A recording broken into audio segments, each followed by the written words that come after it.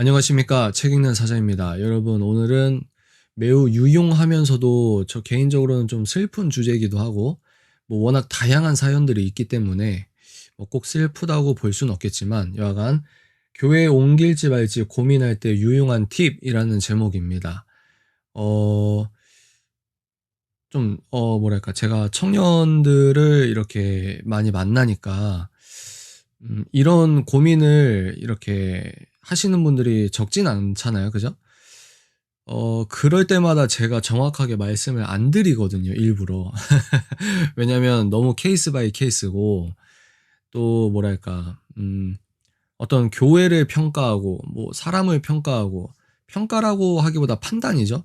여기서 판단이라는 단어가 갖고 있는 부정적인 어떤 스테레오타입, 고정관념이 너무 진하기 때문에 판단 그러면은 정죄 이렇게 연결돼서 무조건 판단을 하면 안 된다라고 얘기하는 그런 문맥을 우리가 이해는 합니다.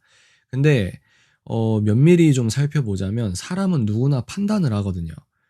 보자마자 판단을 하게 되는 겁니다. 내가 자의식적으로 판단 안 해야지라고 하는 것보다 직관적으로 내가 저 사람 첫인상, 첫 느낌, 그리고 말투, 비언어적인 행동 이런 모든 것들이 판단이 되는 거예요.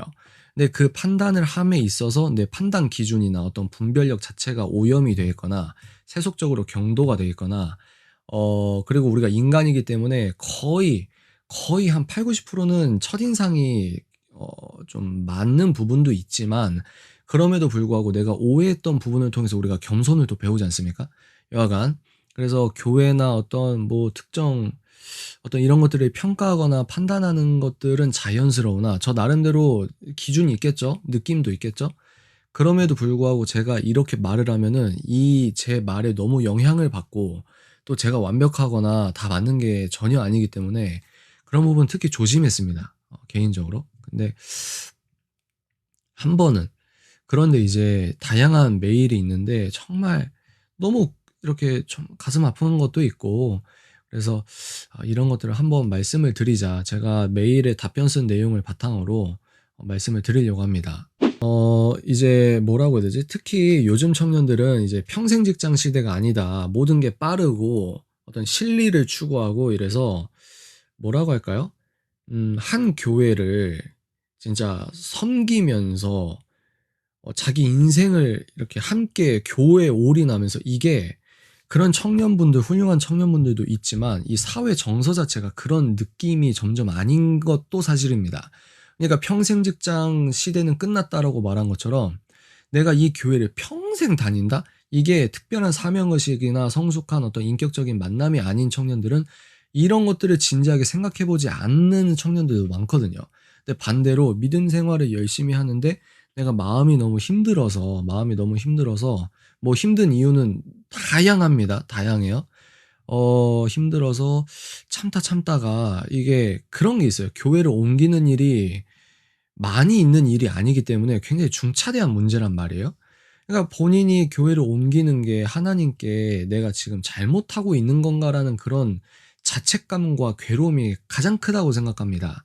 그리고 이제 목사님 입장에서는 성도가 나간다는데 좋아하고 응원해 주고 이런 목사님이 없으시죠. 그죠? 예, 두 가지 경우겠죠. 정말 목사님과 이 성도가 정말 뭐가 기질적으로 신앙관의 어떤 결이 안 맞는 경우. 한쪽이 좀 뭔가 잘못한 어떤 명분을 갖고 있는 경우 여러 가지가 있을 수 있겠지 않습니까?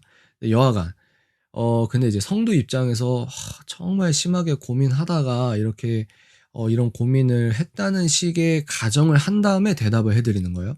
말이 너무 긴데 그만큼 예민하고 뭐랄까 조심스러운 주제라서 그렇습니다. 제가 생각하는 건 이런 뭐랄까 어 선택은 인생에서 몇 번 안 하는 선택이에요. 그리고 이제 목회자분들은 잘 모르시겠지만 성도 입장에서는 이 교회가 내가 그러면 다른 교회로 옮길 때 이 자책감도 자책감인데 어느 교회를 가야 될지도 또 모른단 말이에요. 그래서 유튜브에서 내가 이 교회 설교 영상 자주 봤는데 주소 찾아보면 너무 멀고 이런 게 있거든요. 어 그래서 제가 생각하는 건 뭐냐면 지금 코로나 때문에 또 특수한 조건이긴 하지만 흔치 않은 선택을 해야 되기 때문에 바꿔 말하면 흔치 않은 기회가 될 수 있거든요. 내 신앙관이 더 성숙해지고 넓어질 수 있는 기회가 될 수 있습니다. 무슨 말이냐? 단번에 어떤 걸 쉽게 선택하지 마시고, 물론 뭐 하나님의 인도하심이 있다 그러면 뭐 그렇게 가는 겁니다. 근데 좀 안전하게 생각을 해 보자면 여러 가지 경우의 수를 따져 봤을 때 최대한 미혹되지 않을 수 있는 어떤 확률을 높이자는 거죠. 죄송합니다. 말이 너무 길어져 가지고 본론이 이거예요, 본론이. 어 특정 기간을 두고 여러 교회를 탐방하는 기간을 가져 보시라 이겁니다. 뭐 예를 들어 한 달이면 한 달, 뭐 세 달이면 세 달. 뭐 유명하다는 교회를 가볼 수도 있고, 아니면 동네 대형 교회라고 하는 교회를 가볼 수도 있고, 그런 게 있어요. 어떤 교회는 분위기가 엄청 정적입니다. 엄청 정적이어서 말씀드릴 때 아멘 이런 말도 못해요. 그런 분위기의 교회가 있어요. 근데 또 어떤 교단의 어느 교회는 8시 일부 예배부터 전성도가 일어나서 박수치고 드럼치고 막 기타 전자기타 치고 두 손 들고 찬양하고 막 방언으로 기도하고, 이게 똑같은 교회인데 예배의 모습이 어마무시하게 달라요. 그래서 한 교회만 수십 년 있다 보면은 그게 이제 요즘은 유튜브나 다른 채널을 통해서 '야 저렇게 예배를 드리는구나.' 하면서 우리의 예배의 어떤 입사각이 커지는 부분도 있지만, 막상 내가 그 안에서 예배를 드리는 건 좀 다르단 말이죠. 그래서 이 기회에 여러 교회를 한번 다녀보시라. 섣부르게 바로 등록하고 이게 아니고 한두 번 내가 이 교회도 다녀보고, 왜냐면 그럴 기회가 별로 없기 때문에 앞으로. 이제 정착을 또 하셔야 되잖아요. 그러니까 자기가 어느 교회를 옮겨야겠다 분명한 목적 의식이 있으면 뭐 그렇게 하시는 거고, 근데 잘 모르겠다 그러면은 섣불리 막 확실하게 이렇게 선택하지 마시고, 자기가 정해진 기간을 두고 뭐 5군데면 5군데, 뭐 이 기회에 한국의 뭐 10대 교회는 가 보자 뭐 이럴 수도 있고, 그래서 그렇게 한번 해 보시는 것도 '아 이런 식으로 예배드릴 수 있구나. 야 똑같은 11시 부터 12시 반인데 이렇게 달랐구나.' 긍정적이든 부정적이든 그게, 그 과정 자체가 교회를 옮긴다 만다 이걸 떠나서 그 자체가 나의 어떤 신앙관이 성숙하게 넓어지는 것이다. 저는 그렇게 생각을 하거든요. 그래서 근데 그전에 혼자 그렇게 조용히 하지 마시고, 될 수 있으면은 지금 다니고 있는 교회 목사님이나 사역자분한테 그런 것들을 상의를 먼저 하시는 걸 추천드립니다. 물론 그 교회 입장에서는 부정적으로 보겠죠. 그게 너무 부담스러우시면 자기 가족에게라도, 그러니까 공적으로 말을 하라는 거예요. 가족에게든 뭐 자기가 신뢰하고 있는 사람에게든, 아니면 전도사님이든 교구 뭐 순장님이든 목사님이든 "목사님 이러저러해서 마음이 너무 어렵습니다. 그래서 제가 이 기간 동안 뭐랄까 다른 교회를 한번 다녀보는 시간을 좀 갖고 싶습니다." 뭐 이런 식으로 하든가. 그냥 이런 말 자체가 뭐랄까 작든 크든 어떤 식으로든 분열이, 교회 입장에선 이건 분열을 조장하는 거고 그리고 심각하게 고민하고 막 죽어가고 있는 성도 입장에서는 이런 것들이 굉장히 유용할 수 있거든요. 그러니까 이 중간에 껴 가지고 너무 이런 게 예민할 수 있거든요. 그리고 또 목사님의 마음은 뭐 안타까운 부분도 있겠지만, 여러분 목사님은 목사님이세요. 목사님은 목사님. 훌륭한 목사님이 훨씬 많습니다. 언제나 그렇듯이. 근데 그 목자의 마음, 뭐랄까 그런 게 있거든요. 그러니까 참 조심스러운 영상이다. 근데 그렇게 하시는 것들이 좀 유용하지 않나. 막상 가 보니까 또 '아 이거구나.' 깨달아서 다시 정착을 할 수가 있는 거고, 본 교회에. 그럴 수도 있고, 또 이제 두 번째 팁은, 여러분들이 어느 교회를 갈지 모르겠다. 이제 교회를 옮긴다는 가정이 있는 거죠. 그러면은 요즘에는 무서워요. 그리고 교회 입장에서도 모르는 사람 오면은 요즘 참 무서운 시대여 가지고 '저 사람 누군데, 처음 본 사람인데 왜 우리 교회 왔지?' 이게 대형 교회 아니면은 새로운 사람은 티가 나잖아요. 그러면 '혹시 이단 아닌가?' 요즘은 그런 시대예요. 요즘은 그런 시대. 참 슬프죠. 그죠? 그러니까 받는 교회 입장이거나 가는 사람이거나 둘 다 조심해야 되는 시대잖아요. 그러니까 여러분들이 그런 것도 감안을 하시고, 음 '어느 교회를 가야 될지 모르겠다.' 이 잘 분별하셔야 되거든요. 그럴 때는 저는 어떻게 생각을 하냐면, 유튜브에서 여러분들의 신앙관이 맞는 사람들이 있을 거 아닙니까? 하나님께서 쓰시는 분들이 있잖아요. 그러면 그분들을 초청하는 교회를 한번 눈여겨 보십시오. 그게 예를 들어서 저 같은 경우도 이 호불호가 굉장히 뚜렷해요. 호불호가 굉장히 뚜렷하고 음 제가 내는 목소리 자체가 좀 뭐랄까 좀 선명하다 보니까 좀 그런 게 있지 않습니까? 근데 만약에 저를 좋아하시는 분들이 있으면은 저를 부르는 교회들이 있단 말이에요. 근데 이거는 저를 부르는 교회는 저는 그 영상을 내리게 하거든요, 여하간. 근데 그것처럼 여러분들이 유튜브에서 '아 이분 참 귀하시다. 뭐 하시다.' 이러는데 이분을 어느 교회에서 불렀어. 그러면은 '아 저 교회는 이분과 신앙의 결이 좀 엇비슷하나 보다.' 이렇게 힌트가 될 수 있다는 거죠, 힌트가. 그래서 그런 식으로 선택의 폭을 지혜롭게 좁혀 나가시는 것도 유용한 방법이라고 생각을 합니다. 정리하겠습니다. 첫 번째는 이제 첫 번째 말씀드리기 전에 전제를 엄청 깔아서 좀 죄송한 부분입니다. 근데 어쩔 수가 없어요. 왜 교회를 옮긴다 함은 정말 큰 부분이 내가 바뀌는 부분이기 때문에 좀 그렇다. 신중하게 기도 충분히 하시고 이게 내가 때가 타서 그런가 이렇게 뭐랄까 메타인지라고 하는 그 사회적 용어 있지 않습니까? 메타인지가 뛰어나신 분들은 항상 '내가 교만한 거 아닌가.' 이런 마음 이런 건강한 신호등 자체가 좋은 거다.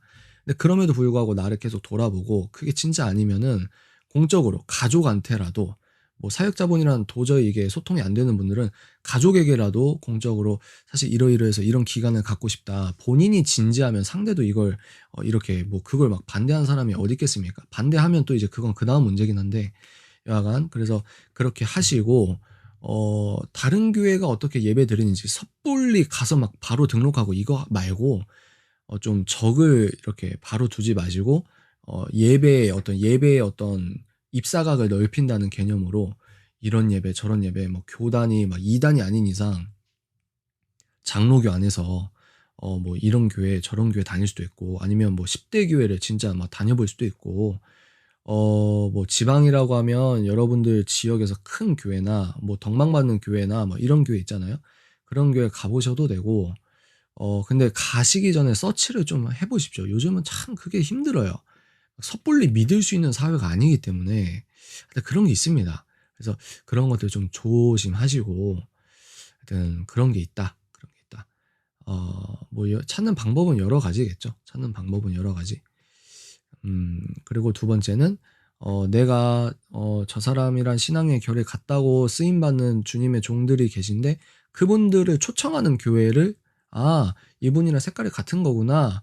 같다고 단언할 수는 없지만 같지 않으면은 이 결재가 떨어지지 않습니다. 저도 청년들이 불렀다가 이제 위에서 캔슬해 가지고 잘린 경우도 있고 여러분 제가 그런 인생을 살고 있습니다.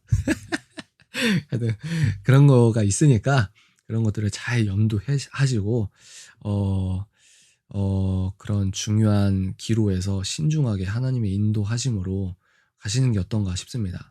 이제 마지막으로 드릴 말씀은 여러분들이 고민하시고 힘들어하시는 내용은 우리의 믿음의 선진 2000년 동안 기라성과 같은 믿음의 선배님들이 계세요. 그런 분들이 쓰신 책들이 있습니다. 아니면 뭐 평신도가 요즘은 평신도 이러면은 막 그 평신도란 단어 싫어해요. 참. 하여튼 성도가 충분히 흡수할 수 있는 뭐 뭐랄까 뭐 신학적인 교리적인 책들이 서점에 있어요. 교보문고나 예스24나 뭐 그런 사이트 들어가셔서 검색을 해 보세요. 뭐 조직신학 뭐 두꺼운 책 말고라도 얇은 책 뭐 또 여러 가지 건강한 책들이 있을 거 아닙니까? 그런 책들을 읽어 보면 내가 지금 궁금해해서 고민하는 것들이 거의 다 거기에 있다. 근데 본질은 뭐죠? 말씀에 있다, 말씀에. 근데 문제는 뭐냐면 너 그렇게 말하는 건 쉬워. 근데 이 상황에서 66권 어디 말씀? 이렇게 물어볼 수 있다는 거예요. 근데 제가 대답할 수 있는 건 그걸 타자가 어떻게 합니까? 그 사람과 하나님과의 내러티브는 하나님과 그 사람만 아는 거예요. 그죠? 그래서 신앙이라는 게 이런 것 때문에 참 힘든 부분인 것 같다. 이런 생각을 합니다. 참, 음, 여러분들 느끼실 때 참 책임사자가 말을 조심히 하고 있다. 이렇게 느끼실 수 있겠는데 그게 맞아요. 그만큼 참 한국 교회에 어떻게든 덕이 되는 것이 맞고 주님의 교회이기 때문에 그리고 성도님의 한 분 한 분의 선택에 제가 조언하는 게 어찌 됐건 덕이 돼야 되는데 근데 이런 사연이나 질문들을 아예 모른 체 하는 것도 좀 그런 부분이에요. 그래서 도움이 되시라, 도움이 되시라. 그렇습니다. 또 특히 요즘에는 교회의 어떤 사회 참여, 교회의 사회 참여라기보다 이 성도의 사회 참여, 그리고 이제 목사님과 이제 뭐라고 해야 되지? 신앙관 자체가 지금은 정치관과 유기적으로 연결될 수밖에 없는 시대잖아요. 그런 것들 때문에 마음고생하시는 분들 많은 줄 압니다. 하여튼 어 그래서 케바케 정답은 케바케. 어느 부분에서는 최대한 빨리 그 환경을 깨고 나와야 되는 게 중요할 수 있거든요. 이게 정신적으로 매여 있는 분들은 내가 이 회사 생활할 때 이걸 빨리 나와야 되는데 거기 끌려가서 세월이랑 마음이랑 다 막 진짜 완전히 막 너덜너덜해서 막 나오시는 분이 있는데 딱 판단했을 때 아닌 거는 아닌 거라 하고 빨리 나오는 게 지혜일 수 있어요. 이런 케이스가 있고 때로는 내가 아니라고 생각했지만 하나님께서 이거를 강권적으로 함께 이렇게 이끌어 가실 수도 있는 부분이거든요. 이런 것들을 같이 생각해 봐야 된다. 하여튼 그렇습니다. 말이 길어져요. 말이 길어져.